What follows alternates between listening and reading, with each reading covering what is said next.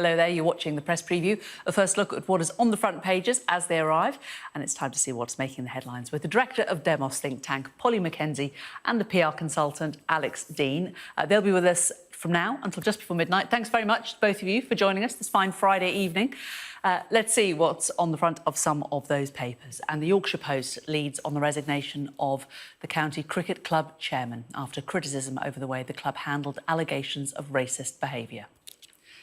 The Eye says Tory backbenchers are furious with Boris Johnson over his support for the former MP Owen Paterson, who was found to have broken lobbying rules.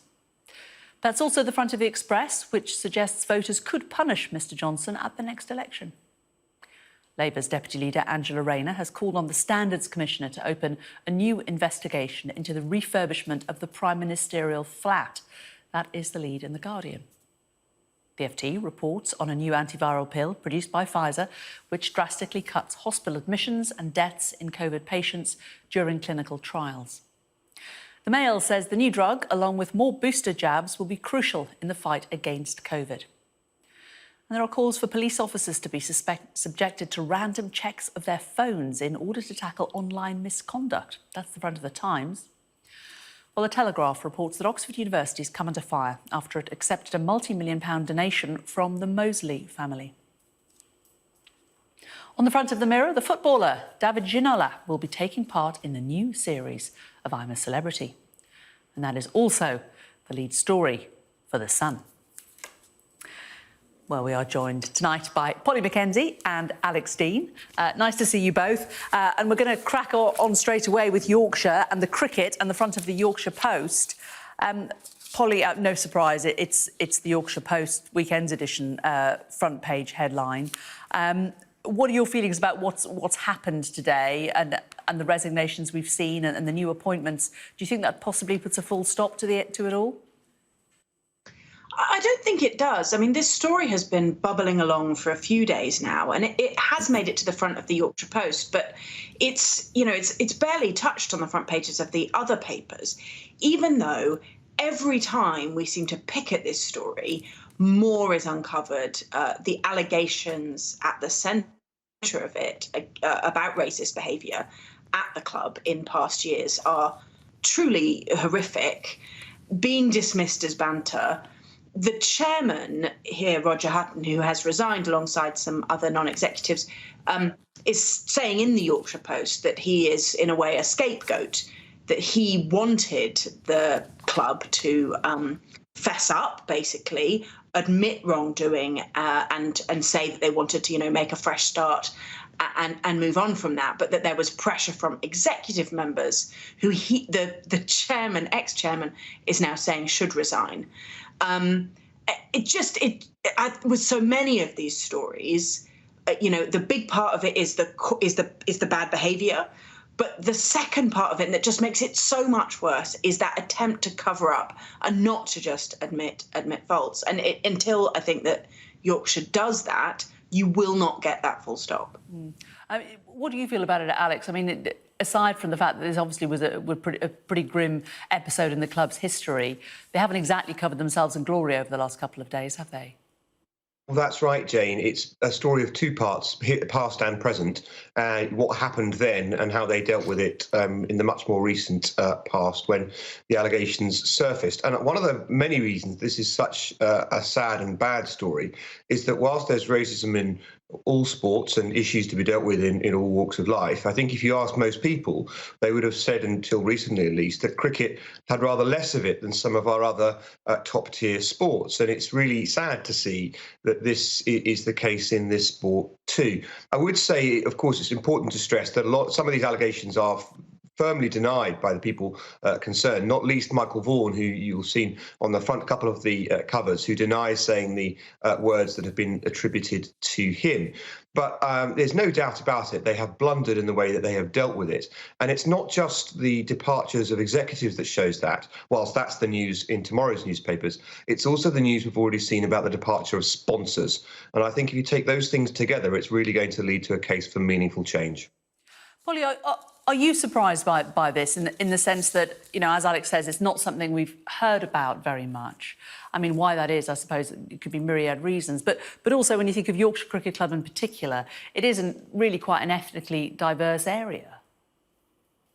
It is, and a sport that is played in countries, you know, all around the world with, you know, I guess colonial links to the UK, but incredible diversity. And actually, both, you know, the England cricket team has often had really wonderful diversity in its players. And so, yeah, I think, you know, the reality is that as someone who is white, you know, we all are here tonight, we do have what is now, whether you want to call it privilege or not, that it's very easy for us to sort of blunder through the world, not noticing racism when it is occurring. And what's clear from the allegations is that lots of racist behaviour, which may have been sort of banter or well-meaning, but of course it isn't experienced that way by those on the receiving end of it, and causes immense distress. It's so important when those allegations do come out for us to recognise that, yeah, I absolutely, like Alex, sort of thought that cricket was a bit different. And that was arrogant complacency, basically. And I think that the whole sport needs to think very deeply about having permitted a club, a celebrated, brilliant club on the field, to have this kind of behaviour, you know, permitted, tolerated for so long. Let's cheer ourselves up with something that's slightly brighter, Alex, at the front of the Daily Mail. The triple COVID boost. I mean, we did bring a story about one new COVID pill just yesterday, and this is another one. I mean, you know, how well have the scientists done over COVID? It's just astonishing, isn't it? It's amazing progress, and it's reason I think that we can. The most important thing is that it points away from further lockdowns, and it points away from further restrictions on a return to what we will hope will one day be normality again. So the three big things on the horizon are these pills that apparently are going to greatly reduce hospitalisation, access to boosters for millions more of us in short order, and a steeply declining case rate, as you have been reporting before the press preview. All those things taken together point to a great bright future for our country, and they point to a great future, I think, for the way that we deal with COVID going forward across the world. Of course, we have heard great positive news before, and we haven't quite got to where we thought we were going to get to. You know, how many times have we been told it's 6 weeks to beat the curve, and 6 months later we still find that we're under some form of significant restriction? So let's not count chickens, but it does look fantastic. It does indeed. Polly, in terms of the future not looking particularly bright, Owen Paterson will be somebody who this weekend will be slightly wondering what's happened over the last week, perhaps, and the way that the government handled what happened to him. Again, the analysis of the reaction rather than the event itself has turned into the story, hasn't it? And Tory MPs, a lot of those who were whipped into voting in the week, are really angry about it, aren't they? I think that's absolutely true. And, you know, Owen Paterson, it's very clear, broke important parliamentary rules and was going to be sanctioned for that. And if he had accepted wrongdoing, accepted his punishment, I think we would not still be talking about this. And lots of those Tory MPs who were pushed to vote with, you know, some allegations now circling that they were threatened that there would be spending consequences for their constituencies if they didn't support this Owen Paterson vote to change that kind of supervisory sanction system for MPs, are immensely furious, because, of course, it's one thing to take that political pain, excuse me, but quite another to take that political pain and then U-turn the next day, meaning that absolutely all of that political pain was completely unnecessary. And, you know, some are suggesting that there's particularly an interesting generational divide. You know, the Conservatives did really well, remember, in the 2019 general election. Huge number of new members of Parliament, relatively new to politics, certainly new in terms of the constituencies that they were elected for. And they feel that they've essentially been stiffed with their constituents to defend one of the old guard, a different generation of politicians who perhaps represents a different way of behaving. OK, we'll get your thoughts on that a little bit later, Alex, but we're going to take a short break now. Thank you very much, Polly and Alex. Coming up after the break, we're going to be looking at why a watchdog is demanding random WhatsApp checks for police officers' mobiles. That's after the break.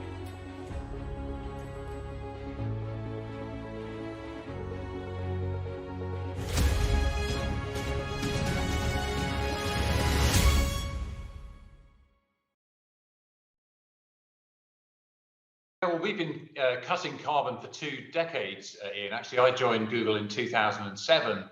I was a child, really. And in those days, we went carbon neutral. And then since then, what we've been doing is investing heavily in renewables. So 2017, we matched all of our electricity purchases globally with renewable energy, with a big investor in wind and solar and so on.